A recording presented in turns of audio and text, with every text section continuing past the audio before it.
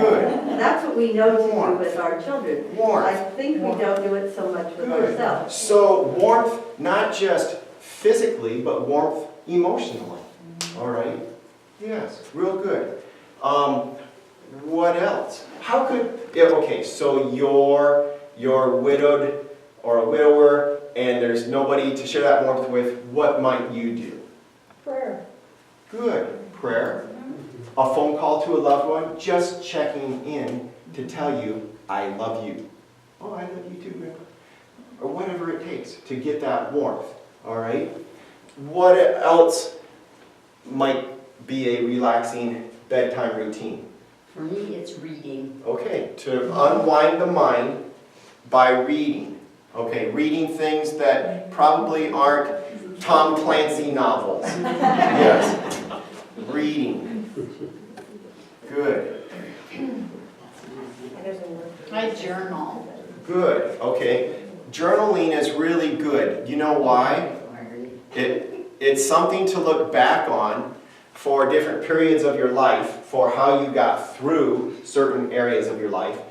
So it's a good reminder of the journey, but it also allows you to walk away from it, hang it up. Okay, you write it. Unload is the word I was thinking. Yeah, to back the dump truck up to the journal, pull the PTO and dump the truck onto the journal. And now flip the page. Tomorrow's a new day. So journaling has a really good benefit as well. Okay? Anything else for creating a relaxing bedtime routine? Lavender. Okay. Okay, so this will be probably the oil person, but a scent. Have you ever smelled something that took you back to your childhood? Or took you to a place you didn't want to go? Or just took you somewhere? Yeah. Old Spice. Huh? What does it say? Old Spice? What does it say on the back of the bottle of the Old Spice? It says something to the effect that you wouldn't be here if your grandfather wouldn't have worn Old Spice.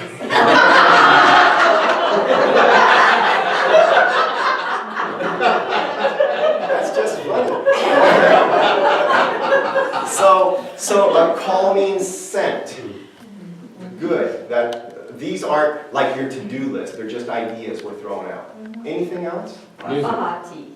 A hot tea. Yeah. Chamomile tea. There are calming teas. Sleepy time tea. Warm milk.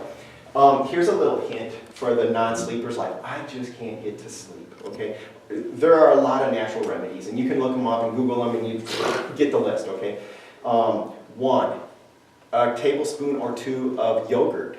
A half hour before you want to go to bed. The tryptophan, like in turkey, you know, an hour after the turkey meal is like everybody's sacked out on the couch. Okay. Well, the tryptophan in yogurt is of a concentration that it helps calm your brain activity down. So that's, you know, a tablespoon or 2. Should you eat an hour or 2 before you go to bed? No. Don't go to bed full. Why?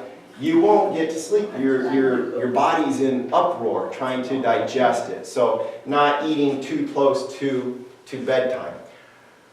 Anything else you want to bring up as far as You said music. music? Good. Okay, so things that calm you down.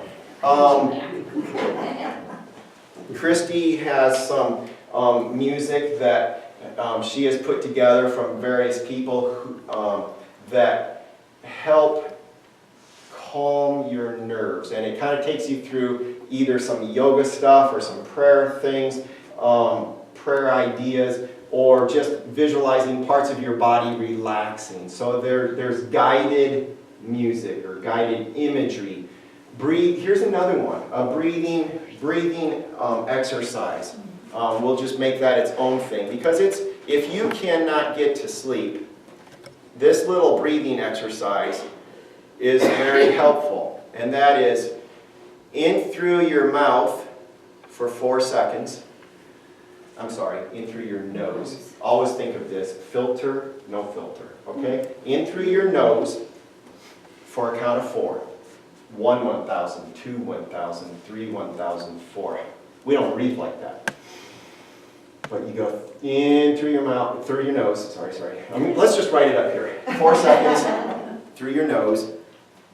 And then exhale if you can, for 10, through your mouth.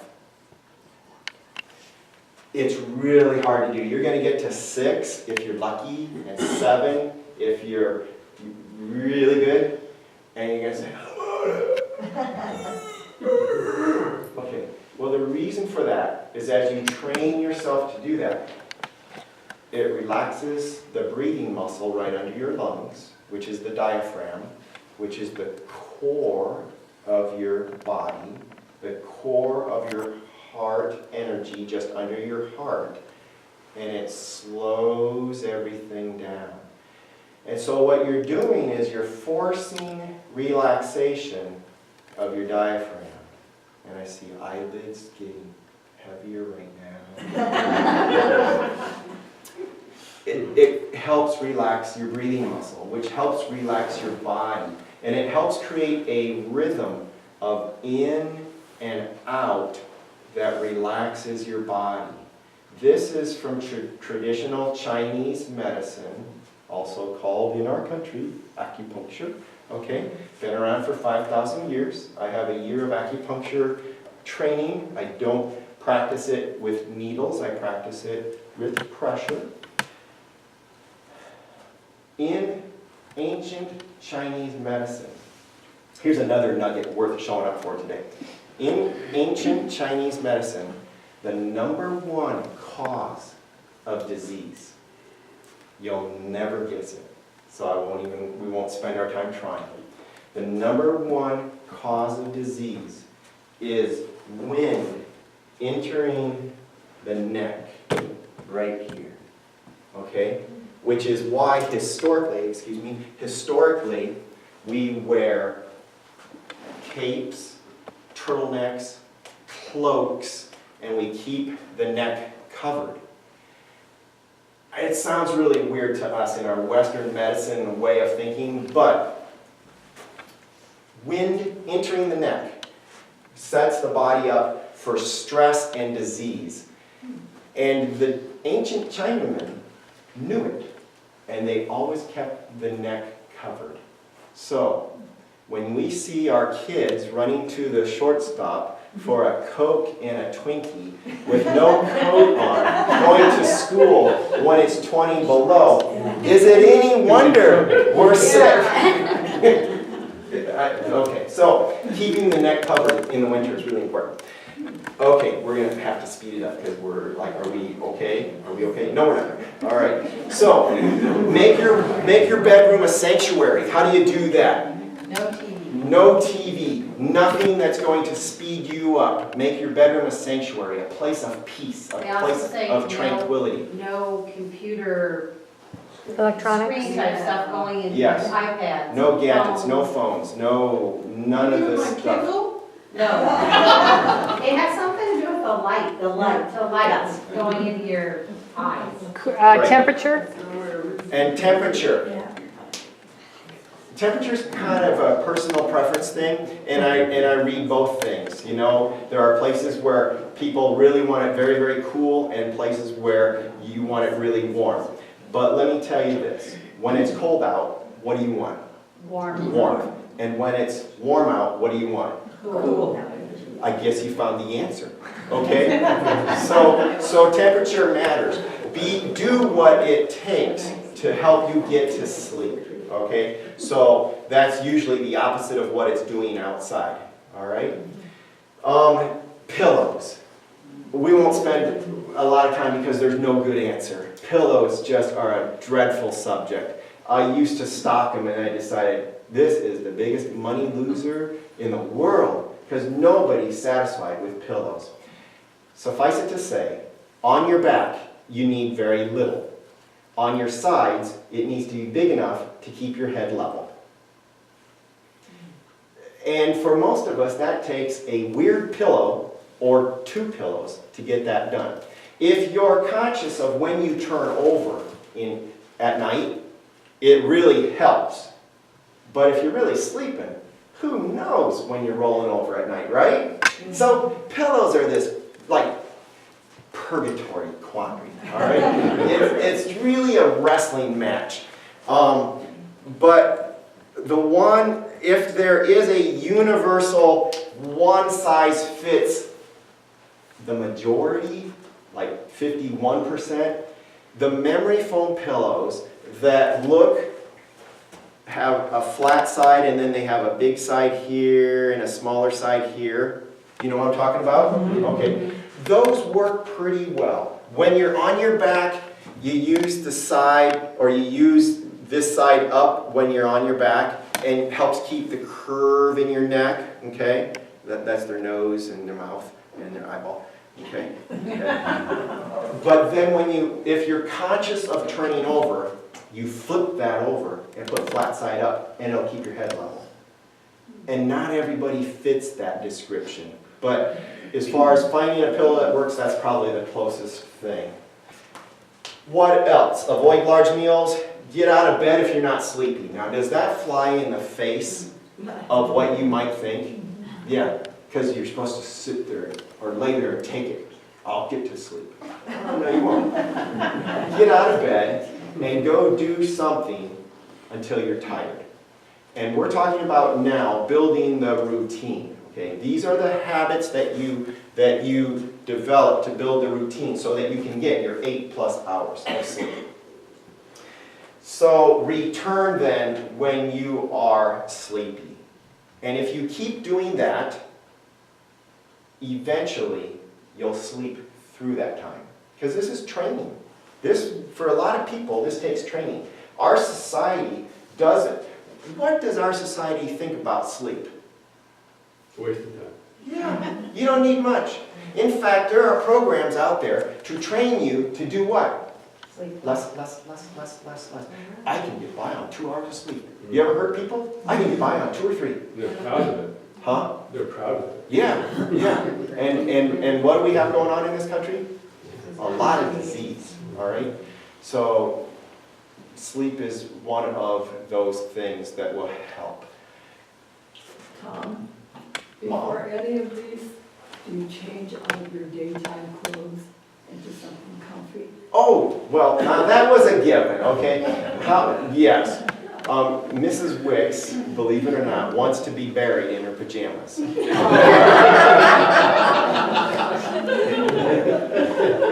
Why? Because she's most comfortable there. Right? So yes, you want to get into something that's as comfortable as it can be. So no bands and no constrictions. The type of shirt or blouse or nightwear that you put on, whatever is most comfortable. Good. Okay, one other thing. Exposure then to morning sun. So we put all this in place, but the other important thing is when you get up, as soon as there is sunlight, get out in it and expose as much of your body as you can to it, because this is going to help set the rhythm for your body to get to sleep. So we don't have a lot of time in Iowa where we can do that comfortably, have our arms and legs exposed and our face exposed, but probably from about the end of April to about maybe mid-September, late September, we can. Otherwise, we have to somewhat do it artificially and get the light onto our bodies as early in the morning when we get up, as early as we can, because that helps reset our circadian rhythm, our biological clock, to sleep when we're supposed to sleep and to be awake when we're supposed to be awake. One of the best ways to mess up sleep cycles is working third shift. And those people struggle all their life. If they've worked third shift for very much time as a youngster, they really get messed up. And you have to really work at this type of routine to reestablish those sleep cycles. That's pretty much it. Now, the body has rhythms too. In traditional Chinese medicine, there's a certain time of the day that the bowels work. There's a certain time of the day that the kidneys do their best function, and on it goes. And when we are in balance with being up when the sun's up and being down when the sun's down, all those things start to work, and we really do operate in a more healthy state. So the anti-cancer, anti-disease nugget is try to work toward getting minimally 8 hours of sleep each night. You have everybody in this room's permission. And it's really important. Every minute after 8 hours is regenerative to the disease processes that may be going on in your body. Okay? I could come back sometime and we can talk about a lot of other nuggets for any of these topics, but this is a good place to start because this is the best time of year to start teaching your body how to sleep. Why is that? A lot of darkness. A lot of darkness, hibernation mode, all right? And so this is the time of year where you will have your best results with trying to establish these things to getting your 8+ hours of sleep per night. Any other questions, concerns, observations, inspirations, or revelations? I have one.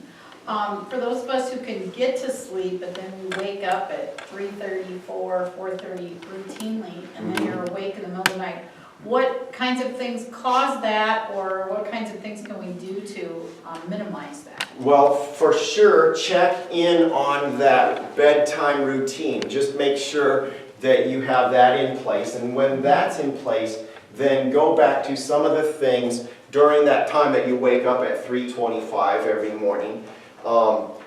And explore things that might help you get back to sleep, like the breathing exercise. Explore the laundry list of things that might be stressing you and do what you need to do with those things if those might be part of the problem.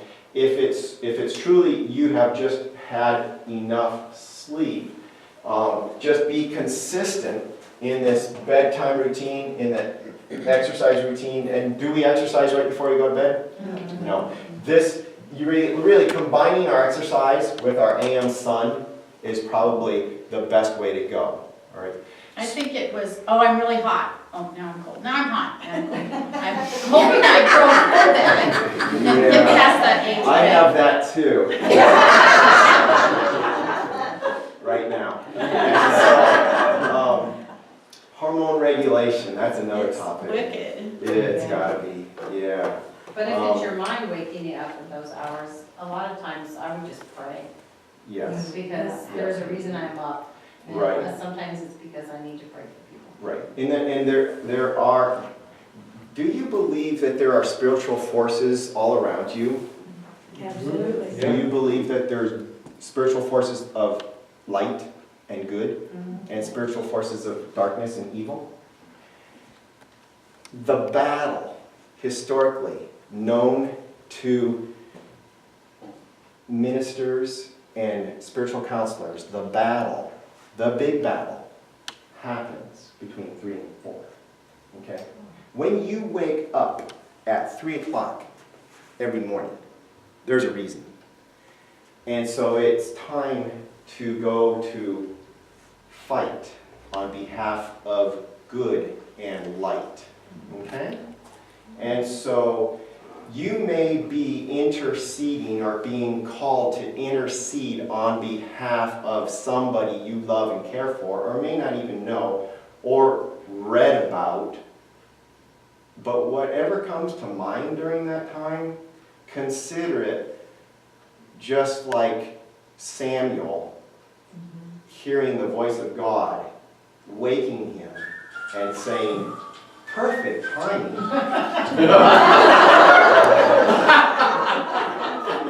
And saying, get up and do something with this information. And do something with this information. And so you may need to go to prayer for your own life or for the life of another person that you may be called to intercede for, who might be in spiritual battle. Okay, that's a good point.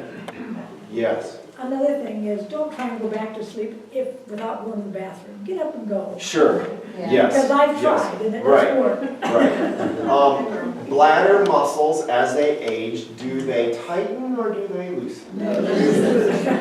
And so, how much water should you drink an hour before you go to bed? Not much. Right, and then if you have to get up and go. Because there are studies that show pressure, the neurological connection between the bladder and the brain is pretty strong, is it? I mean, like, when you have to go, you gotta go, okay. But if you're living with that borderline pressure or trying to sleep with that borderline pressure in the bladder, it is a formula for weird dreams. It really is. You can get some weird dreams because your bladder is filling up, okay? There is this body-mind connection, and Drowning? and so anyway, yeah, void bladder, good. Any other questions, concerns? How much water should you drink and when should you stop? In the morning, when you get up, before you go exercise and get your morning sunshine, you should try and drink at least, minimally, 16 ounces of water, okay? It'd be ideal to drink half your weight in ounces per day. So if you weigh 150, what's that? Most of us over 50 are severely dehydrated, which is another element. We had water up here, remember the water, which is another part of our disease processes. But half your weight in ounces per day is a really good guideline. So most of us should be drinking, if you weigh 150 pounds, you're 75 ounces of water. Go for a gallon. Try to drink a gallon a day. Just put a gallon of water out on the cupboard and see if you can have that gone before supper. It's hard, but it's a worthy goal. And you might find that you start losing weight, that you start thinking better, that you have more energy, that you have less appetite, because most of us eat when we're thirsty rather than drink when we're thirsty. So seriously, a good goal would be, there's my gallon, by 6 tonight, that baby's gone, whatever it takes, all right? And try it, and try to make it a habit. It's too much for most of us, but getting through 2/3 of it will really impact your health for better. Should your water from Traer be filtered? Yeah, it's hard water. And that's not necessarily healthy for your kidneys. Yes. What about softened water? Softened before filtered will save your filters, but it should still be filtered. Should be filtered after Mhm. softening. Yes, good. All right. Well, we didn't get too religious or too political. How's that? I was prepared. All